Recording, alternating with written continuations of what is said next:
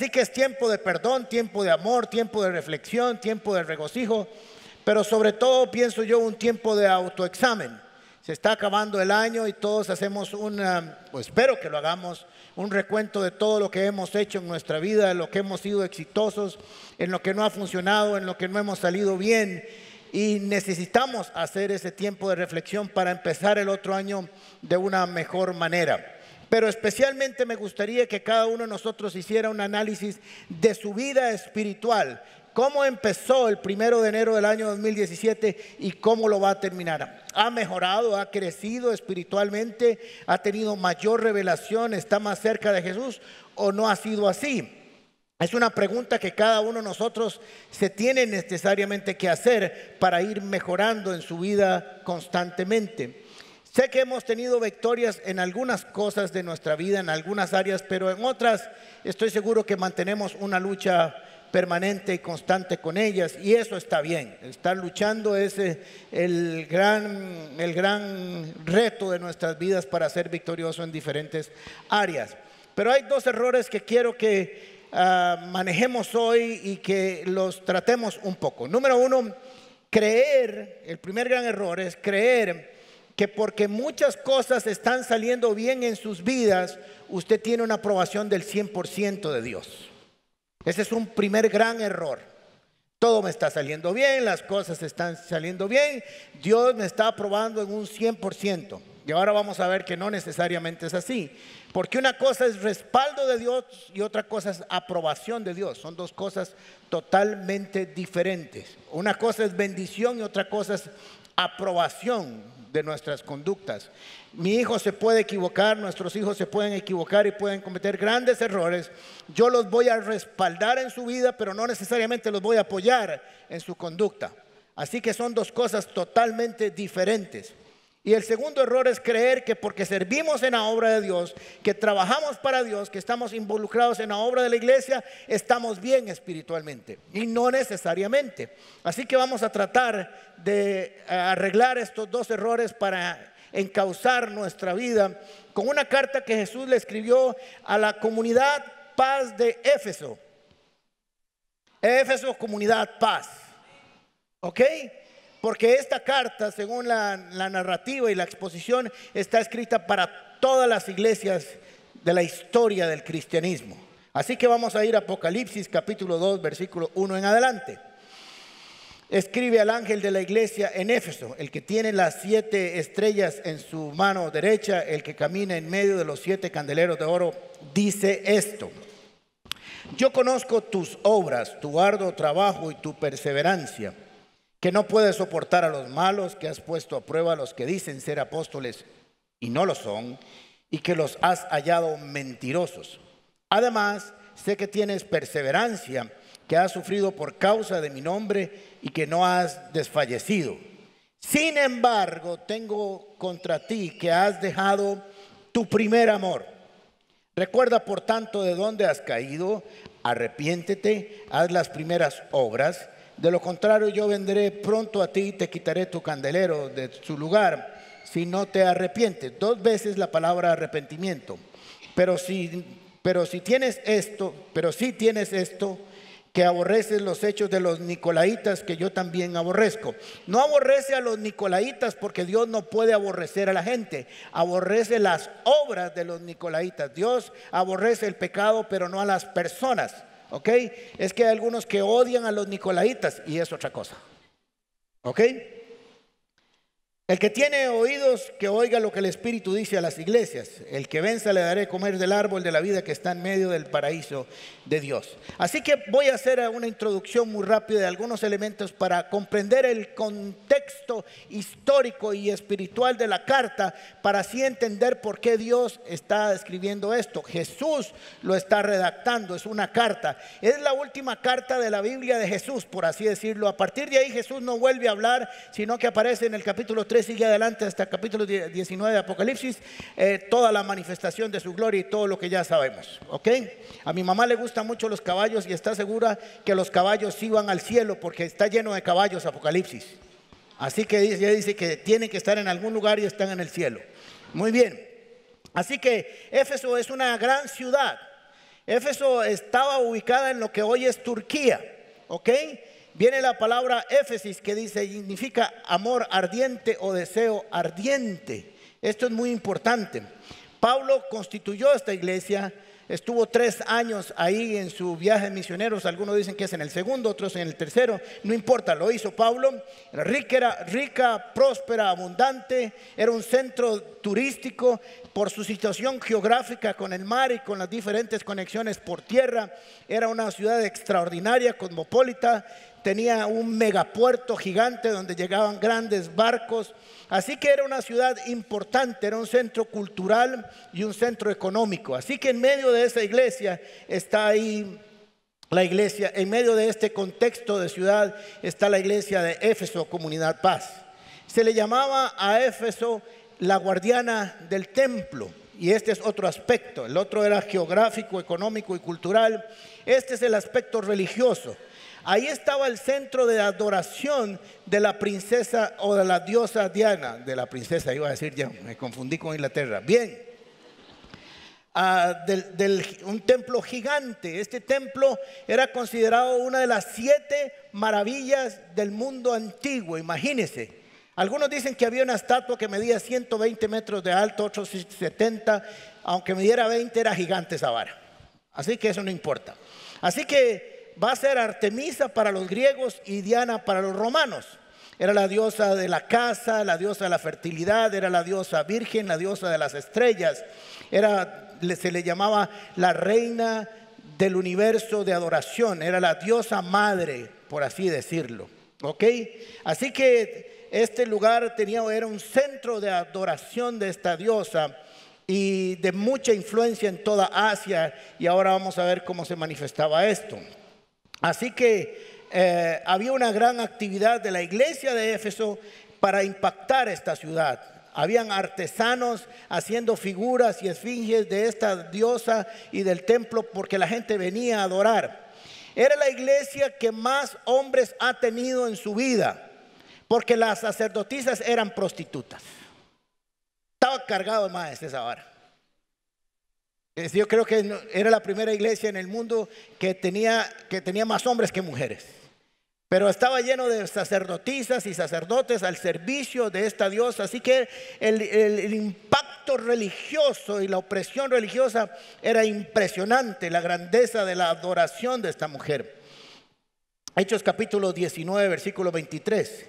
En aquel entonces se produjo un alboroto no pequeño acerca del camino.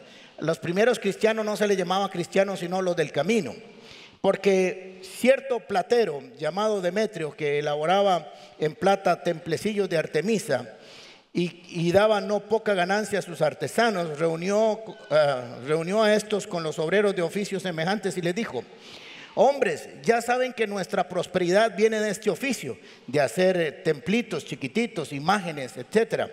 Y ven y oyen de oficio. Y ven y oyen que no solamente en Éfeso, sino también en casi toda Asia, este Pablo ha persuadido y apartado a mucha gente diciendo que no son dioses lo que hacen estas manos. No solamente hay el peligro de que este negocio nuestro caiga en descrédito, sino que también el templo de la gran diosa Artemisa sea estimado en nada y que de pronto sea despojado de su majestad, aquella a quien adoran toda Asia y el mundo. Y al oír estas palabras se llenaron de ira y diciendo: grandes Artemisa, Dios de los Efesios, y gritaron así por 2 horas. Más que el culto de esta mañana, que dura 1:30. Eran encendidos, pentecostales bravos eran. Así que estaban ahí en medio de esta situación. Por eso quiero dejar muy claro para después hacer un análisis de lo que Jesús les escribe en su carta.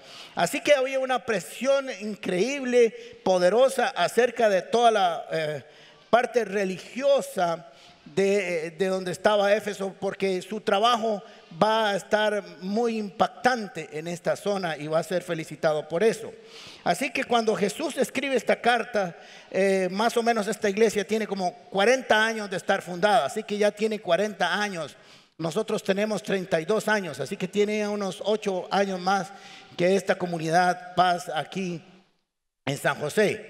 Así que muy rápidamente las cartas de Apocalipsis, con excepción de 2, están compuestas de una encomienda de un mensajero tiene una identificación de quién escribe, tiene una alabanza por todo lo bueno que hacen, tiene un reproche por lo malo que hacen, tiene un consejo o un reto para cambiar y tiene una bendición cuando cambien.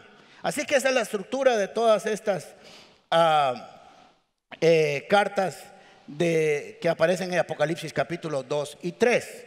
Ahora vamos a desarmar un poco este texto que leímos para comprender lo que Jesús estaba enseñándonos y está enseñándonos con esta carta. El que tiene las 7 estrellas en su mano con firmeza, eso quiere decir que le pertenecen, que son suyas, que tiene control, que tiene autoridad. Y el que camina en medio de los 7 candeleros de oro dice estas cosas. Ahora entonces aparecen 2 elementos aquí que hay que descubrir qué son para entender la carta. 2 cosas, candeleros y estrellas. Y así que como no se puede batear y hay que ir a las escrituras para saber de qué son y no batear, hay que ir a Apocalipsis capítulo 1 versículos 19 y 20. Ahí nos dice qué son las estrellas y los candeleros. Versículo 19. Así que escribe las cosas que has visto hasta ahora, las que había visto, capítulo 1, y las que son, capítulo 2 y 3, y las que han de venir, capítulo 3 en adelante hasta el 19. En cuanto al ministerio de las 7 estrellas que has visto en mi mano derecha y los 7 candeleros de oro, las 7 estrellas son los ángeles de las 7 iglesias, punto. No piense más, son los ángeles de las 7 estrellas. Y los 7 candeleros son las 7 iglesias, claro. Ahora, ¿quiénes son estos ángeles? Lamentablemente, los líderes y los pastores de estas iglesias. Algunos tienen otras interpretaciones, pero según yo este es el contexto que hay. O sea que el primer gran sopapo y aquí el batazo en la nuca que aparece en esta carta le cae a este siervito. Es el primer mamellazo, ¿verdad? Ok, así que entonces tenemos que aprender de esto. Muy bien, entonces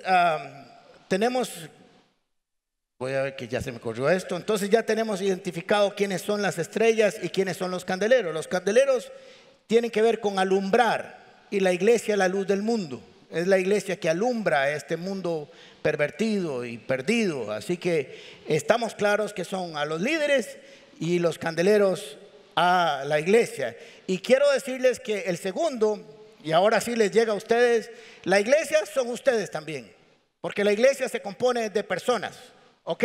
Así que le tengo una buena y una mala. Usted está incluido en esta carta, y por dicha, porque es una carta extraordinaria para retomar algunas cosas o una cosa que tal vez hemos dejado de camino. Así que son las últimas palabras de Jesús en las escrituras, por así decirlo. E interesantemente no están escritas a los impíos, a los ateos o a los inconversos. La última vez que Jesús escribe una carta, estoy siendo alegórico, es a los cristianos, a los creyentes, a la iglesia. Era importante que la iglesia supiera esto, porque esto es un análisis de la historia de la iglesia. Esto se va a dar una y otra vez a través de la historia de la iglesia. Y por eso la iglesia tiene que estar leyendo estas cartas no como un concepto apocalíptico o escatológico, sino como un aspecto permanente que la iglesia tiene que estar revisándose a sí misma para ver si no ha caído en algunos estos peros contra ti. ¿Ok? En 5 casos de estas 7 cartas aparece la palabra arrepiéntate, arrepiéntase. Quiere decir que entonces hay que arrepentirse de algo. Si está escrito y hay un énfasis, hay que ponerle mucha atención. Así que vamos a ver de qué está compuesta esta carta, porque tenemos que terminar aprendiendo y teniendo un resultado esta mañana con estas escrituras. Lo primero es que dice el que camina o el que anda en medio de los 7 candeleros de oro, dice esto. ¿Cuáles eran los candeleros? ¿Quiénes son? ¿Qué son? La iglesia. O sea, lo que está diciendo, yo soy el que camina en medio de las iglesias, de los candeleros, se mueve entre ellos, pasa entre ellos, está constantemente moviéndose entre los 7 candeleros, no está estático, no está de lejos, se mueve, está cercano. Digamos que estos son candeleros, así que anda el Señor cerca de esos. Lo que está diciendo es que está atento a lo que sucede en la iglesia, lo que sucede con sus miembros, con cada uno de ustedes, conmigo. Se mueve constantemente. No solo se mueve a través del Espíritu Santo para ungirnos o a través de su palabra, sino que está atento a lo que sucede. ¿Por qué dice esto? Porque en el versículo segundo nos va a decir algo importante. Yo conozco tus obras. Él conoce mis obras. Él conoce tus obras. Él conoce todo lo que hacemos en la iglesia y fuera de la iglesia. Él conoce lo que viste ayer en la televisión en la noche. Él sabe lo que hablaste ahora en la mañana. Él sabe si venías en el carro madreando a la doña y ahí te bajaste en el parqueo y te bajaste. Aleluya, hermano. Él sabe todo eso. Él sabe lo que viste ayer en la computadora que solo usted y él estaban viendo, creyendo que usted estaba solo, ¿verdad? Él sabe si usted engañó, habló, hizo lo bueno y lo malo. Todo. Yo conozco tus obras. Tenemos que entender que nosotros podemos engañarnos a nosotros mismos creyendo que en algún momento Dios se queda lejos y nosotros nos quedamos solos. Conozco tus obras específicas, lo que haces, dónde vas, cómo lo haces, cuándo lo haces, lo que hablas, lo que no hablas, lo que piensas, lo que dices. Aún no tengo mi palabra en la boca y tú ya la conoces. Pero específicamente hay algo que conoce Jesús y es el trabajo de su iglesia, del trabajo de esta iglesia de Éfeso, que estaba en un lugar realmente difícil de tratar, un lugar difícil de vivir como cristiano. Había cosas que les presionaban para claudicar y fueron constantes y perseverantes. Era una iglesia buenísima. Así que dice que conozco tu arduo trabajo. Yo quiero decirle a todos los miembros de Comunidad Paz, a los que nos están viendo y nos van a ver por internet, pero sobre todo a los que sirven y trabajan en diferentes ministerios, que Dios conoce lo que haces. Dios sabe perfectamente, Jesús sabe exactamente que muchas veces vienes enfermo a servir, que muchas veces vienes en bus bajo la lluvia, que muchas veces estás cansado en tu casa y quisieras que nadie llegue y ese día tienes que abrir la Casa Paz. El Señor sabe que a veces vienes con limitaciones económicas. El Señor sabe que a veces vienes arrastrado en medio de tus problemas y vienes a servir y a entregar tu vida por los demás. El Señor sabe que vienes a adorarle a través del servicio. El Señor dice: yo lo sé. Yo quiero que sepas que sé todo. Sé cómo vives y sé cómo sirves. Sé que tienes un ministerio. Sé que palpitas por ese ministerio. Sé que haces una obra extraordinaria por los demás. Que te niegas a ti mismo. Que muchas veces dejas a tus hijos solos en una noche para venir a servir, o un domingo, o que es el día libre y ese día tienes que estar en la iglesia. Dice: Señor, yo lo sé. Yo quiero que sepas que yo lo sé. Y te felicito por eso. Eres una extraordinaria persona que sirve al Señor.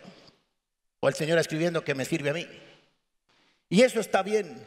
Que has dejado cosas pendientes en tu casa, que trabajas todo el fin de semana y aún así vienes a servir a la iglesia. El Señor dice: yo sé lo que haces.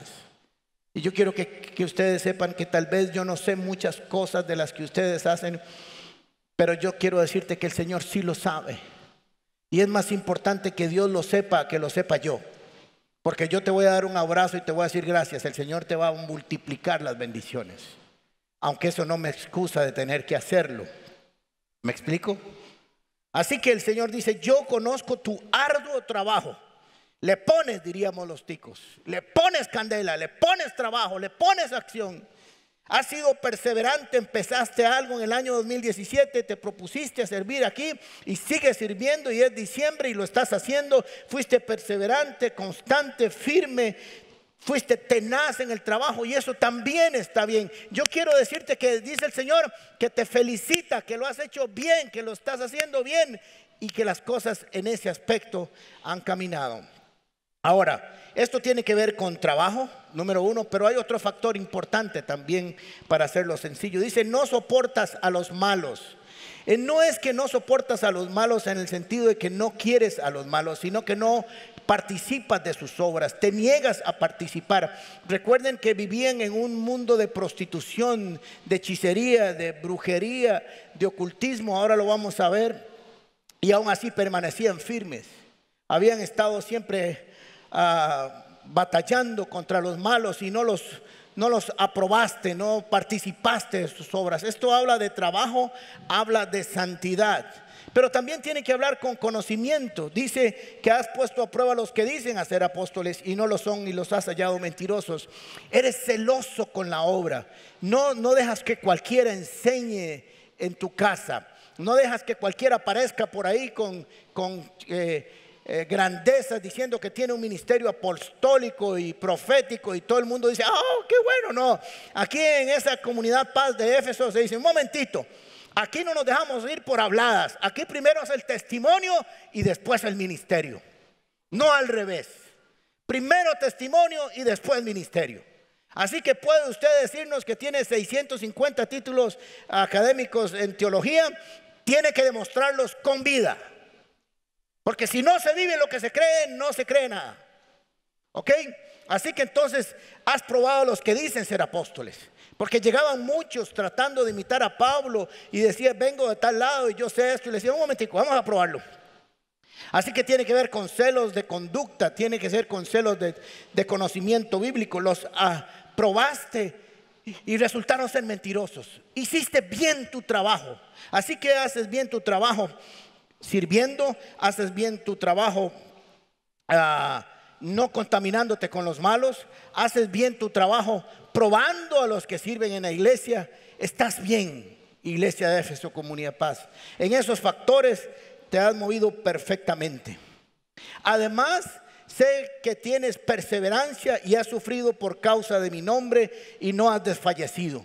También dice el Señor, no es que has sufrido por varas. Hay pastores que vienen las pruebas que estoy y lo escucha uno y eso no es prueba. Con todo respeto, eso es caballada.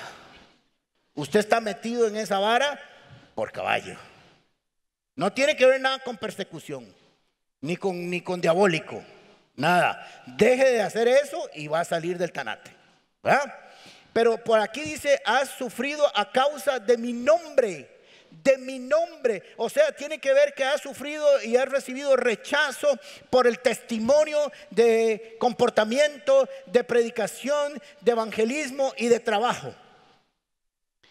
Has sido perseverante, has sufrido a causa de mi nombre y no has desfallecido. ¿Por qué? Porque la presión era mucho. Miren qué interesante lo que pasó en Hechos capítulo 19, versículo 17 en adelante. Habían aparecido unos chavalos que andaban sacando demonios, ¿verdad? Pero el demonio los dejó chingoletos y los desbarató todos. Eran en el nombre de ese Jesús que predica Pablo. Y ustedes conocemos a Pablo, pero a ustedes no, y les dieron por la madre. Porque había mucha práctica de brujería y ocultismo, así que creyeron que era solo una práctica más. Este acontecimiento fue conocido por todos los que habitan en Éfeso, tanto judíos como griegos. Cayó temor sobre todos en el nombre del Señor Jesús, y el nombre del Señor Jesús era magnificado. Muchos de los que habían creído venían confesando y reconociendo sus prácticas públicamente. Asimismo, un buen número de los que habían practicado la magia trajeron sus libros y los quemaron delante de todos. Calcularon su valor y hallaron que era como de 50,000 monedas de plata. Así que muy bien.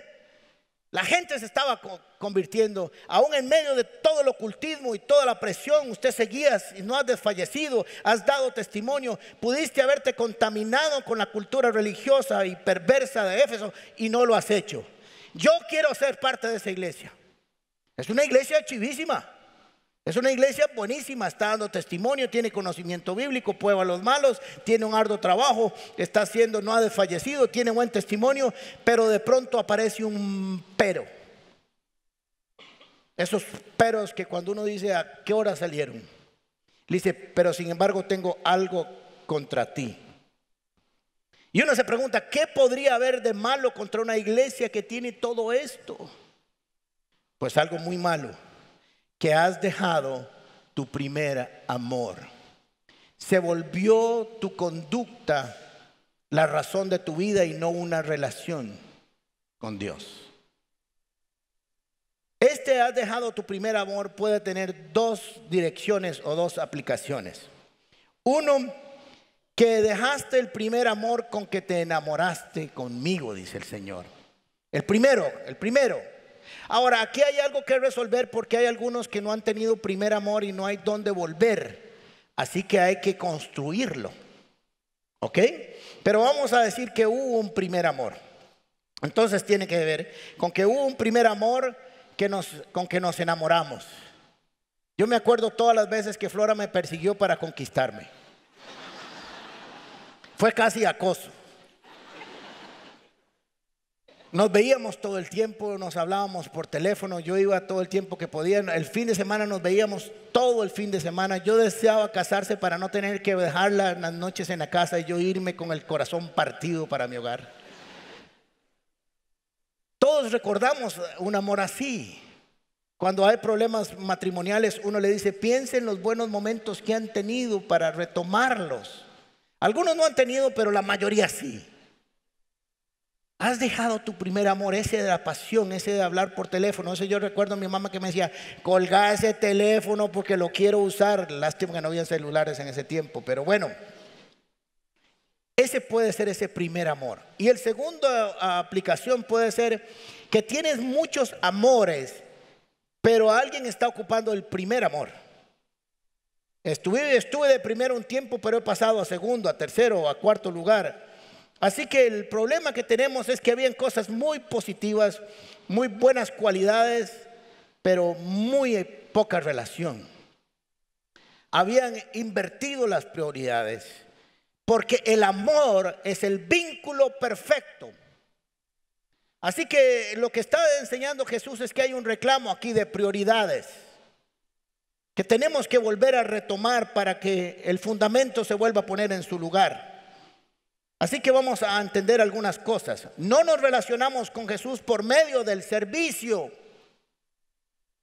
sino que le servimos porque le amamos. Son dos cosas diferentes. Esto tiene que ver mucho conmigo. Es más, después de que preparé este sermón, digo, ¿a quién se lo puedo pasar para yo sentarme y escuchar a alguien que me sermonee durante media hora? Porque cuando trabajamos en la obra de Dios nos podemos perder, y yo tengo que reconocer los que a veces me pierdo en el camino.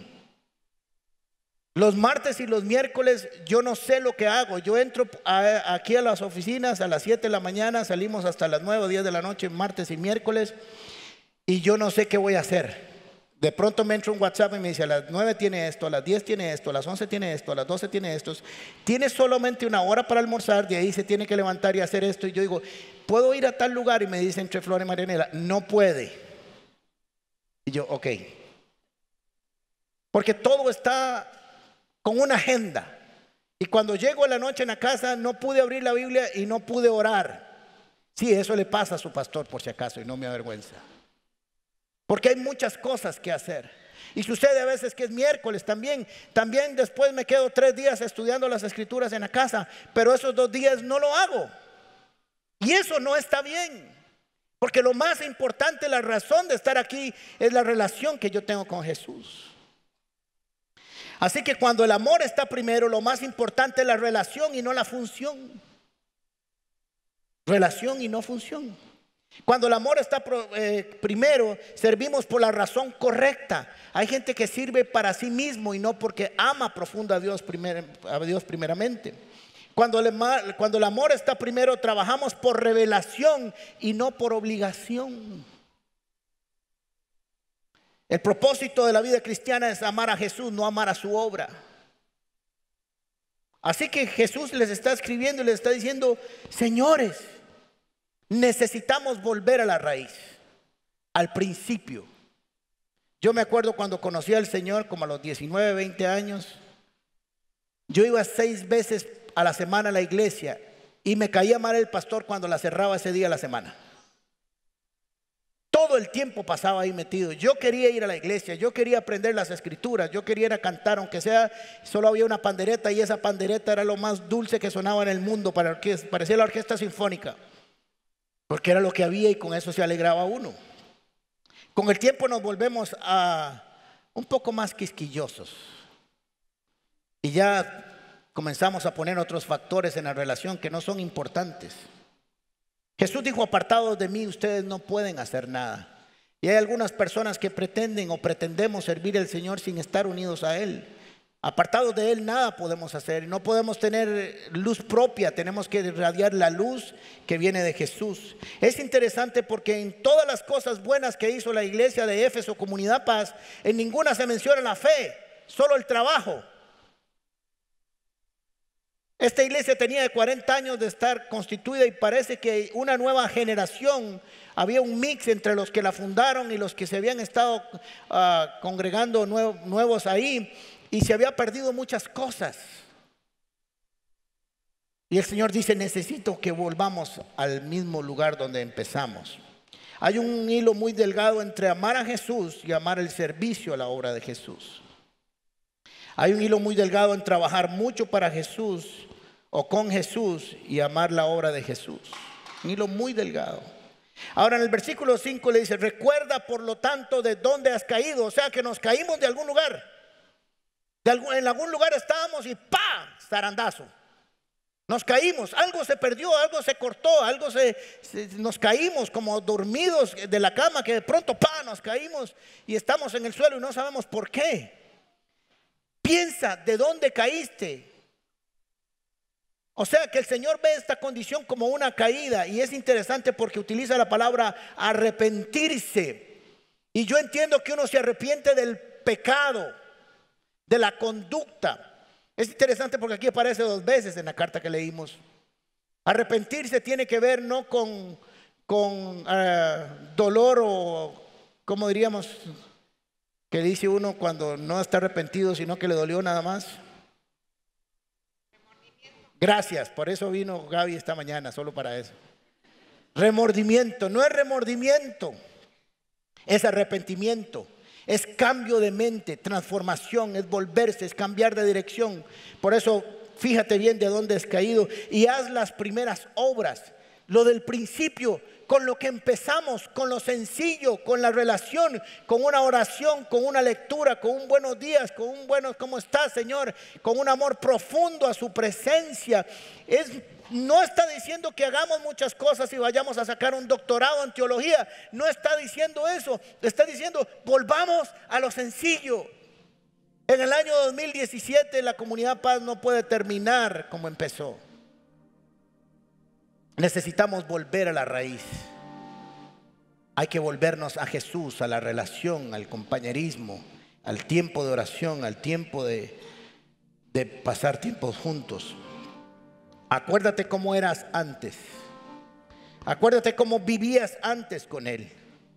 Acuérdate de ese primer amor, cómo lo vivías, cómo lo experimentabas. Y vuelve al comportamiento que tenías. Haz las primeras obras, no a las arduo trabajo con que ahora tienes, sino a lo que tenías conmigo, dice el Señor. Cuando éramos solo tú y yo. Nada más. Está bien que hagas lo demás, pero si ocupa tu primer lugar, lo demás ya no está bien. Eso pasa mucho con la familia, los esposos regularmente, que aman tanto a su familia, que salen a trabajar tanto que pierden la familia. Y uno dice, ¿cómo? ¿Cómo se perdió la familia si este señor estaba trabajando por su familia? Porque amaba tanto a la familia que terminó amando más al trabajo que a la familia. Entonces conocemos a personas que dicen, si mi papá hubiera trabajado menos, me hubiera dado menos, pero hubiera estado más tiempo conmigo. No lo conocí. Tenía Nintendo, Wii, tenía escuela, colegio privado, tenía la última ropa, tenía esto, lo otro, aquello, viajaba mucho, pero cuando salíamos nos íbamos mis hermanos y mi mamá porque mi papá no podía. Y entonces, ¿de qué se trata este asunto? Perdió un papá, pero ganó muchas cosas. O una mamá muchas veces que trabajan duramente para sacar a sus hijos. Tenemos que volver a la raíz, a la relación, a seguir trabajando duramente, a rechazar a los malos, a probar a los que dicen ser apóstoles y no lo son. Pero si no está Jesús de primero, estamos solo haciendo una obra que bien podría hacer cualquier persona que no conozca a Jesús. Cualquiera. En sus propias fuerzas, en su propio testimonio, en su propia actividad, con sus propios criterios. De lo contrario, dice, vendré a ti pronto y te quitaré el candelero de su lugar. No dice que se va a perder, porque la salvación no se pierde por obras. Pero sí te quitaré el brillo que tienes, porque nadie puede brillar por luz propia. Solo se puede brillar porque se tiene una relación con Jesús, porque se ama a Jesús, porque se conoce a Jesús, porque Jesús mora en mi corazón. Es la única forma de tener brillo. El que tiene oído que oiga lo que el Espíritu dice a las iglesias, no solo a una, sino a todas, porque todos estamos en algún lugar en esos hipotéticos casos. Al que venza le daré de comer del árbol de la vida que está en medio del paraíso. La Biblia empieza con un árbol y termina con un árbol. Ahora, es extraordinaria esta carta, porque esta carta es de motivación, no de regaño. Al menos así yo lo veo. La motivación es que tengo algo que retomar y que cuando lo retome seré bendecido. Tengo algo que volverme y cuando me vuelva puedo encontrarlo. Jesús te dice, solo tienes que hacer las primeras obras, retomar tu primer amor y todo lo demás tiene sentido. Tanto que solo tienes que vencer y todo estará hecho. Así que esto es una motivación para que nos volvamos a Jesús, no para regañarnos. Dirían los expertos ahora en recursos humanos, es una oportunidad de mejora. Así que es una carta escrita para que mejoremos lo que tiene que estar mejor siempre, y es la relación con Cristo. Empecé diciendo que podemos cometer dos grandes errores. Uno, creer que porque todas las cosas o muchas de las cosas nos van bien, Dios está con nosotros y nos bendice. No necesariamente es. Mire Apocalipsis capítulo 3 versículo 17. Ya que tú dices, soy rico, me he enriquecido y no tengo ninguna necesidad. De esta persona diría usted, y si la ve de lejos y ve unos binóculos y dice, ¿cómo la está bendiciendo, Señor? Wow, yo quiero esa bendición. No le falta nada. Dice, soy rico, me he enriquecido y no tengo ninguna necesidad. Yo quiero la vida de Semai. Pero miren que no es cierto, porque el Señor dice, no sabes que eres un desgraciado, miserable, pobre, ciego y desnudo. Y yo digo, no, ya no quiero. Ven como cuando conocemos la profundidad de las cosas, de distancia uno dice, yo quiero la vida de esa persona. Dice que no le hace falta nada. Pero cuando miro lo que Jesús está viendo, digo, no, ya no lo quiero. Así que puede ser que estés poniendo tu vista en el lugar equivocado. Cierra tus ojos, por favor. Gracias por acompañarnos en Comunidad Paz. Te invitamos a compartir este mensaje y no olvides suscribirte a nuestro canal de YouTube. También puedes seguirnos en todas nuestras redes sociales como Gente Paz o en nuestro sitio web paz.cr.